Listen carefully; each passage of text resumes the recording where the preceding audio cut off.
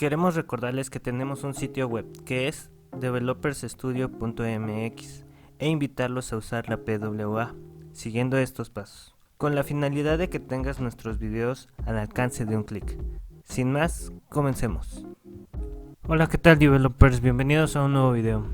Hoy hablaremos de un tema bastante interesante en JavaScript, que son las funciones, las distintas formas en las que podemos declarar una función y su tipo. Al concluir el video podrás identificar cada una de ellas. Cabe mencionar que esto está basado en ECMAScript 6. Y antes de comenzar, empecemos con definir qué es ECMAScript 6. ¿Qué es ECMAScript? Específicamente es el estándar que se encarga de regir cómo debe ser interpretado y funcionar el lenguaje de JavaScript. Así que podríamos definir ECMAScript 6 como la sexta edición de estos estándares. Dentro de los estándares podremos declarar nuestras funciones de la siguiente manera: de forma normal, declarativa, de tipo flecha, anónimas, clausura, generadoras, impuras y puras. Estas dos últimas no son tanto una forma de declarar una función, es más a su funcionalidad, ya que estas pueden ser tanto declarativas como anónimas o normales o cualquiera de las anteriores mencionadas. Trata más de la inmutabilidad o mutabilidad de los datos que pasan por alguna de ellas. Es importante saber identificarlas para cuando entremos al curso de React sepamos cuándo usar una u otra. Comencemos con la normal, que va de la siguiente forma. Como podemos ver en pantalla, se compone de la palabra function, después con el nombre de nuestra función, luego los paréntesis, dentro de los paréntesis pueden ir los parámetros y finalmente tenemos nuestras llaves y dentro de ellas la serie de instrucciones que queremos ejecutar. En este caso yo tengo un console log. Después tenemos las declarativas. Estas son declaradas como si se tratara de una variable, iniciando con const, let o var, preferentemente con const. Posteriormente el nombre de la que la identificará, que en este caso funcionará como el nombre de nuestra función y es con el que haremos el llamado de esta. Después con nuestro signo de igual, la palabra function, luego con el nombre de nuestra función, paréntesis, igual pueden ir los parámetros y finalmente nuestras llaves. Dentro de las declarativas también podemos encontrar las arrow function o funciones de flecha, que como podemos ver, a diferencia de la anterior mencionada, vemos que no contiene la palabra reservada function y sin nombre. Luego encontramos el signo de igual, un signo de mayor que y finalmente nuestras llaves. También podemos encontrar las anónimas, que prácticamente es lo mismo que las declarativas, pero sin nombre. Si vemos tanto la arrow function y esta son prácticamente iguales, las dos no poseen nombre. Así que, ¿cuál es la diferencia entre la arrow function y esta? Bueno, lo más obvio es que una es declarada con la palabra reservada function y la otra no. Y no solo eso, una arrow function no le puedes asignar un nombre, porque en este caso el único nombre que posee es el que se declara después de la palabra const. Además de esto, el hecho de poner la palabra reservada function nos permite obtener el contexto del cual es llamada nuestra función y la arrow function no lo hace. Si no sabes a qué me refiero con lo del contexto, te invito a ver el video de tipos de variables de JavaScript. Ok, ¿cuándo usar una u otra? Básicamente dependerá mucho de qué quieres hacer. Por ejemplo, una declarativa como nuestro primer ejemplo, yo la usaría más cuando quiero aplicar recursividad, mientras que la arrow function yo la usaría más para resumir código y no tener tantas líneas. Y una anónima con la palabra reservada function la usaría más donde requiera obtener el contexto de donde se detona mi función. Por poner un ejemplo tenemos este caso. Tenemos la función de flecha y la anónima. Las dos prácticamente son anónimas porque no poseen nombre. ¿Cuál es la diferencia? Bueno, vamos a ver. Voy a abrir tantito la consola. ahorita yo dejé este checkbox para poner en nuestro ejemplo. Voy a copiar estos dos scripts y voy a sustituir var. ¿Por qué hago esto? Porque si las declaro const, si quiero volver a reescribir el código de esta función, me va a decir que ya existe. Por eso es que ahorita la estoy usando con var, pero preferentemente siempre se debe de usar con const. Ok, tenemos ya declaradas las dos funciones. Yo dejé este checkbox y le puse un ID a esta presentación y el ID es cbx. Le voy a asignar ahorita las dos funciones a este checkbox y veamos qué es lo que nos devuelve cada una cuando se detona el evento del change, cuando chequeamos. Y lo vamos a hacer así. Voy a declarar una variable x que lo único que va a contener es el elemento del checkbox. Esta nos requiere el ID.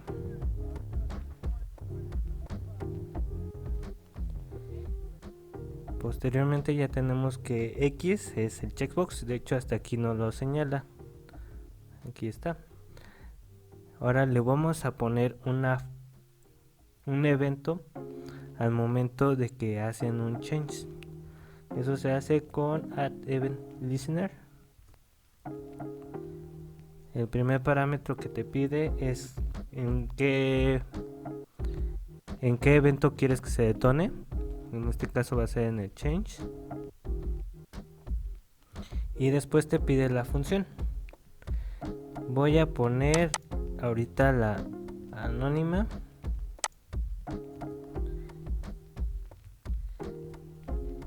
Y vamos a chequear qué pasa. Como podemos ver, nos muestra el input como tal. Ahora veamos qué pasa en el caso de que le pongo la función arrow function.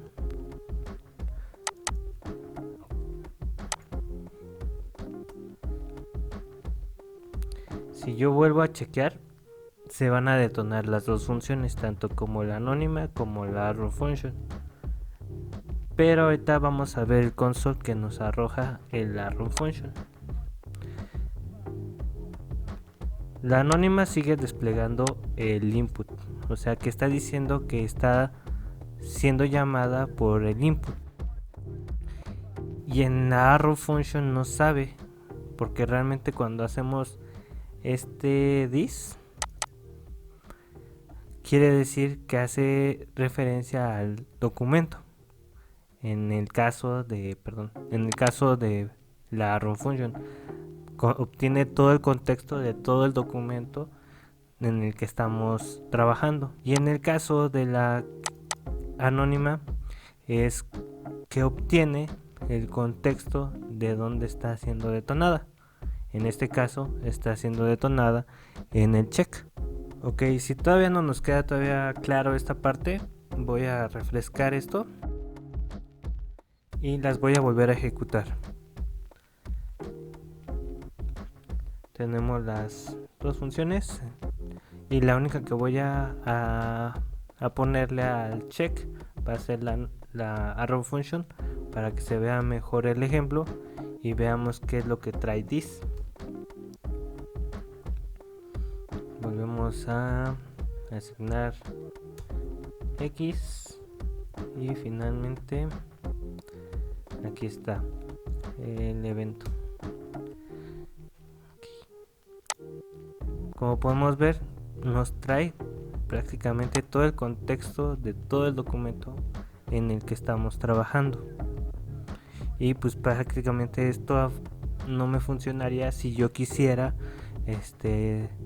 saber si está chequeado o no está chequeado. es más complicado porque no tienes el contexto real del cual está siendo llamado.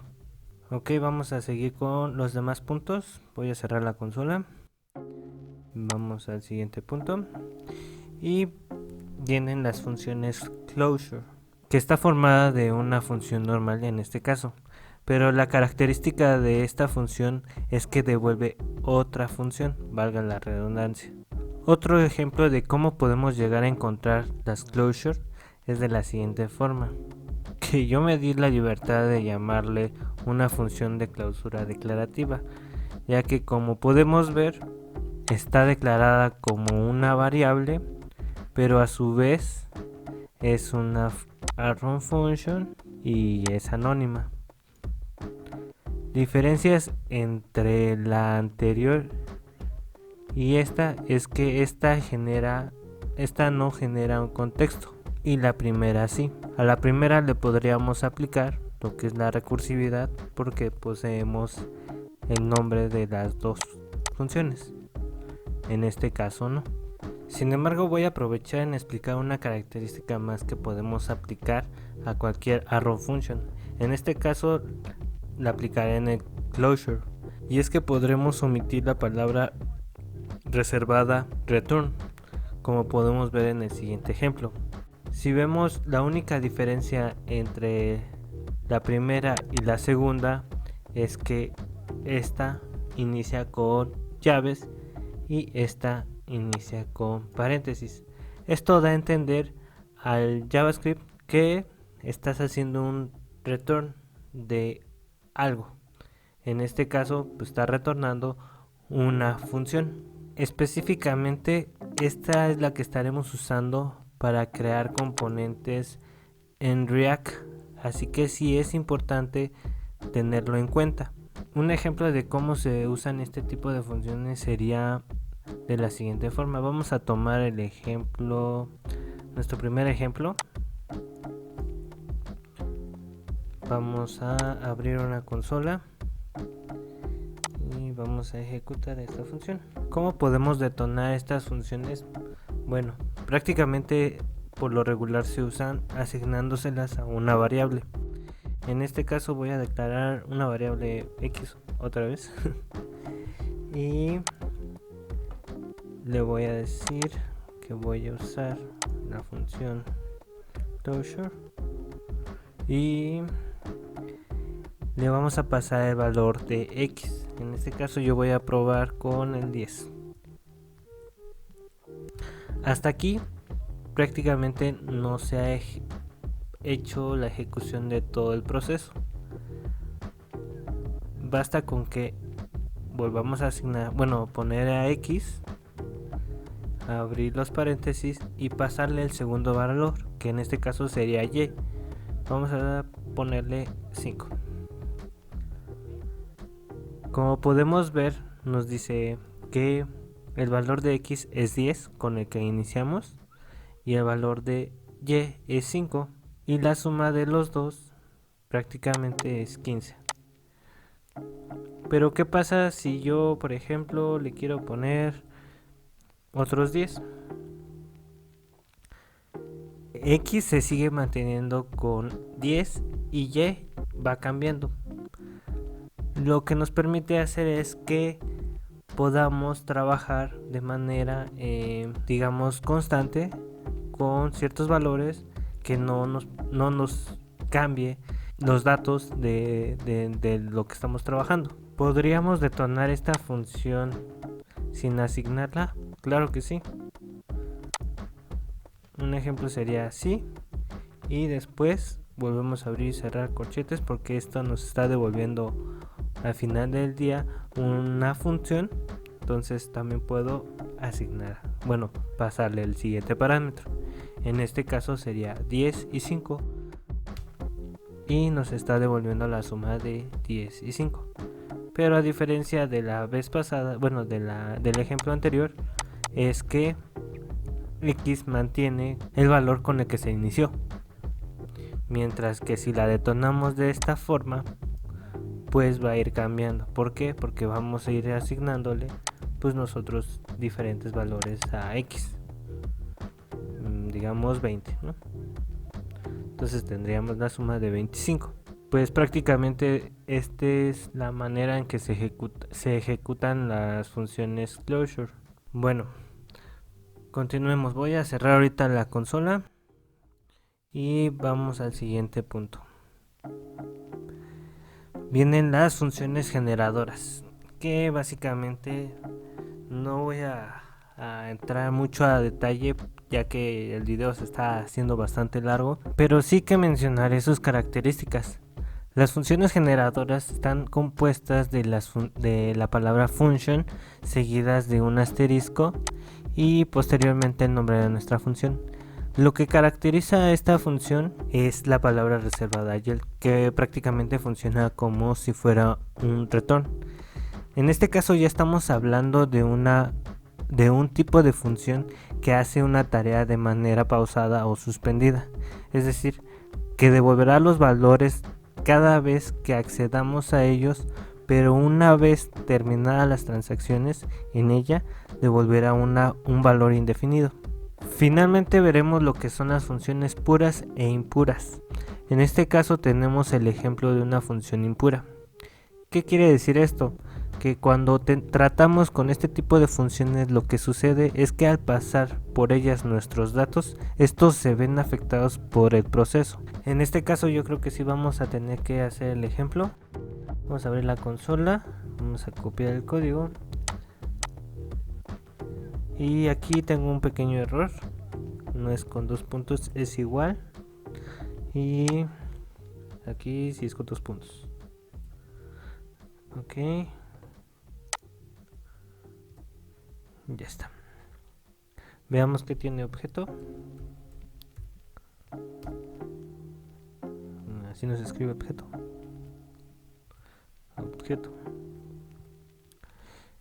Y vamos a hacer que pase por nuestra función impura y veamos qué es lo que le sucede. Objeto.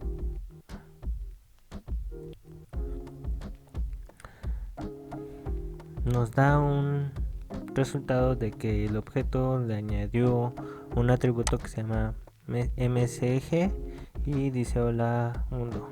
Veamos qué sucede con un objeto. Como vemos, se alteró nuestro objeto, entonces prácticamente es lo que está sucediendo. Puede hacer que mute nuestra información cuando implementamos este tipo de funciones. Tenemos las puras, que básicamente no es otra cosa que lo contrario a las impuras. En estas no se ven afectados nuestros datos, por lo que se le conoce como inmutabilidad. Vamos a hacer el ejemplo también de manera rápida. Vamos a borrar lo que tengamos en la consola. Igual creo que aquí me equivoqué, con igual. Y le ejecutamos. Vamos a llamar a nuestra función. Vamos a pasarle a objeto.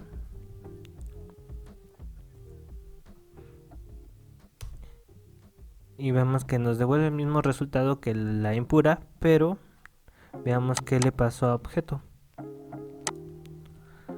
Objeto se mantiene como inició. Entonces, ¿qué es lo que está haciendo? Si vemos el código rápidamente, estos 3 puntos se le dicen structuring, que por cuestiones prácticas ahorita no voy a abordar tanto el tema, esto lo estaremos viendo en un video posterior, pero lo que está haciendo prácticamente es una copia del objeto y alterar el nuevo objeto. Finalmente tenemos los tips.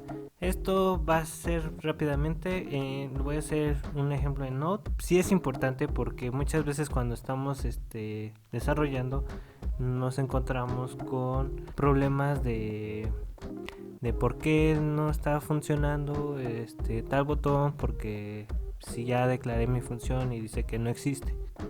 Bueno, aquí está el código. Aquí hay 2 ejemplos, son los mismos ejemplos que tenemos en nuestra diapositiva. Y vamos a ver cuál es la diferencia. Ahorita voy a poner en ejecución este JavaScript y vemos qué pasa con cada una de las funciones. escribimos Node. Bueno, ahorita no sé muy bien con la parte de Node, nada más estoy haciendo este ejemplo por cuestiones prácticas y pues en realidad este error genera, bueno, lo puedes encontrar cuando estás implementándolo en un archivo JS y en ese está haciendo llamado en tu documento de HTML. Este mismo error te puede suceder.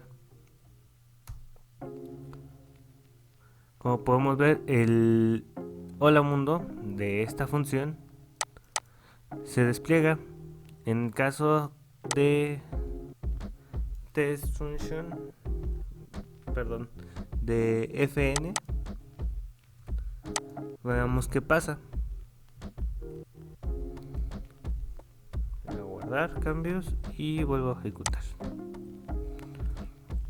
Los dos se despliegan perfectamente, pero ahora vamos a ver qué pasa si yo muevo estas dos funciones y las pongo al inicio.